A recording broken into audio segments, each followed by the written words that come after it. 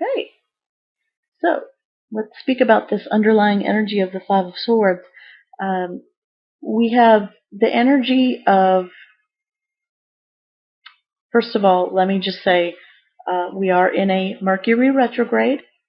And for those of you who don't know what that means communications may be slower, they may be um, lost, something like getting lost in the mail, emails not sent or received, um, words that are spoken or communicated somehow may be received at a different intention than what they were sent at. So the Five of Swords speaks about a division. Okay, this is knowledge or communication that comes from a single place, but people are taking it differently. Okay, this is winning an argument, but then at the cost of having a division, right? So um, this is maybe speaking a truth that's too harsh, or sometimes we get knowledge that we don't necessarily need to tell everybody about. Okay, so that's sort of surrounding this. And again, we have a butterfly here, so this is pertaining to somebody. I feel as if also there's there's information that you're putting out there or that you're receiving that is going to sort of split hairs. Okay, it's controversial, right? And so you might just want to sort of, instead of picking sides, you might just want to duck under some of this, right? Because you like to stay away from the drama, and that's a good thing. Okay, so let's see how our month is playing out. We're starting off the month with the Three of Cups. Okay, this is a cup of celebration. This is a card that speaks to hanging out with your support group, your friends, your family, those people that you like to hang out with when things are going bad. It's it's the group of people that sort of pick you up when things are going great. It's that that group that you love to celebrate with. And this is the coming together of, this is a celebration. This is, that balance that you might have been missing. This is starting off the month on a good note, especially emotionally. This is, maybe meeting friends after work for a cocktail. This is possibly, a small vacation. Here in the States, we have beginning of September. The first weekend in September is Labor Day weekend, so it's a long weekend. So I feel, Aries, some of you might be just planning a little small getaway. It could be a staycation, right? You could just be hanging out at home, grilling and having cocktails and hanging at the pool. But I do know this goes worldwide, right? So this isn't going to be for everybody. But in any case, there is a reason to celebrate and sort of kick back and relax and have your friends and family over and sort of smell the roses, right? Take a minute to enjoy the good things, because by mid-month we have the World card, and the World is speaking about the completion of a cycle, and this is a life cycle completion. This is something where something that you won't go back to. Okay, for those of you who have graduated high school, you won't ever go back to high school. Okay, you've gained all the knowledge you're going to get from high school. You've passed the tests, and you've graduated, right? So you're done. And of course, then that means you move on to something else. But this is the completion of a cycle. Once you hit puberty, you don't ever go back to puberty. Once you hit menopause, you don't ever go back to not being in menopause. Okay, so there are some life cycles that happen that end, and again, ending isn't negative. It's just an ending, right? So this celebration may be in honor of this ending of a cycle. Now I know, school is starting up for a lot of folks who don't do the year-round school. Um, so maybe this is the end of high school going into university, college.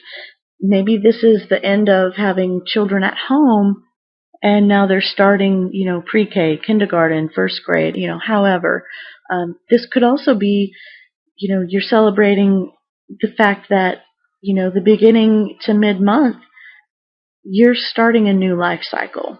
Okay, so this is something that is coming to an end. This is not a surprising, abrupt end. This is just a change, and it's happening, right? So celebration, ending of a life cycle, um, and by the end of the month we have the Knight of Swords.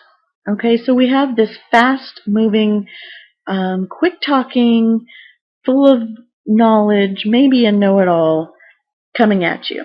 Okay, so let me backtrack here just a moment. We've got this life cycle that you're celebrating. You've completed something, and with the Five of Swords ribboning through it, it might be that you have to then decide. For instance, if you're going to college, you've finished high school and now you're going to be starting college, or whatever. You may have to tell parents that you're moving away, or maybe you've gotten your degree already, or maybe you've completed an internship, and now you have to decide, and you have to tell somebody, and they're going to be split about it, right? They're going to be happy for you, but they're also going to, for selfish reasons, want you to stay. Okay, so that's possibly ribboning through. And this could also be, fives tend to be a little bit more disruptive as far as, number-wise. Fours tend to be very stable. Fives tend to bust things out of the shell a little bit. So this might be disruptive news, okay, that perhaps you hear from, somebody that you're hanging out with. I feel like you're going to be like, I can't believe you just told me that, right? So again, with this Mercury retrograde, communications might not be sent or received as intended. So take some of this with a grain of salt. Some of this disruptive information, the email or the text message, it may not really be as disruptive as what you're thinking it is. Okay, because by the end of the month we have this Knight of Swords coming in, and this is an air sign, Aries. This would be Aquarius, Gemini, Libra, and it's facing towards the past, right? It's going backwards. So I feel like this energy, if this is a person, they're maybe reminding you of, hey, don't you remember all so and so did for you, and I can't believe you're going to, you're going to do that, you're going to leave them, whatever the case. I just feel like there's going to be a lot of fast communication from somebody that may or may not be disruptive. Okay, this is information coming in very quickly. This is the fastest moving knight in the deck. Charging in, charging out. This is also somebody, if this is at all to do with a relationship, this is a, hit it and quit it, right? Blowing in, blowing out, moving with the air. So, fast talker, silver tongue, those type of phrases sort of come to mind. So, and this could be male or female. This could be someone who's just very charming and very wordy and knows exactly what to say, right? And so, if it isn't somebody coming to you with this type of energy, this might just be information coming to you very quickly, and you really sort of have to, with this Five of Swords ribboning through the month, You may get information about a job. You may get information about a relationship. You may get information about some situation that you all of a sudden get this information, and then you're like, you have this split mind, right? Like you're not quite sure what to believe one way or the other. Okay, so again, take things with a grain of salt because um, getting too much in your head isn't going to help anybody. But there is some information coming at you very quickly, and whether or not it's accurate, that is yet to be seen. Okay, so that's how this month is sort of playing out for you. Again, I believe that the beginning of the month, for most of you, you already know about this mid-month that this celebration is you know in for this life cycle ending, and this could be retirement party. This could be um, renewal of vows. This could be um, it could be so many things, but it's something that you already know is coming to an end, right? So the help that's coming to you, we have the Five of Wands. Okay. Um, the Five of Wands is a card that really speaks to some arguments, right? And so I feel as if with this card coming as a help, this chaotic, passionate disagreements, we could call them, right? Some people call them fights, some people call them arguments. But I mean, it's a fire card. You're a fire sign, Aries. So this is sort of a bit of an upheaval in emotions, right? This is speaking your truth and having to sort of stand up for yourself and just arguing and trying to get your point across. And coming as a help to you, I feel as if you finally said what needed to be said, right? You got the point of things. So when you get this information by the end of the month or thereabouts, I feel like this is actually closer to mid-month, and that these first two cards are actually maybe more, first, second week in September. Um, I feel as if this is really speaking about getting something out in the open. And it's sort of like, you know what, let's just get it out there. Let's, argue if we have to. Let's agree to disagree if we need to. But let's get it out there. Let's get to the point of things because, dragging things along isn't going to help, right? So that's coming as a help to you, is to sort of get it out there and don't be afraid of the confrontation, because I believe that there's going to be truth to the matter. You will either hear the truth or somebody else will hear the truth about an argument. There's a certain situation that, the truth is going to be revealed somehow um, through this argument. Okay, it might be a slip of the tongue, but if you aren't afraid to engage, um, you will find that the truth happens to come out. Now, what you may find challenging, we have the Six of Pentacles. This card speaks to having some discernment where it comes to generosity. This might be a challenge for you to receive generosity. Aries, you might be too proud to ask for help. Okay,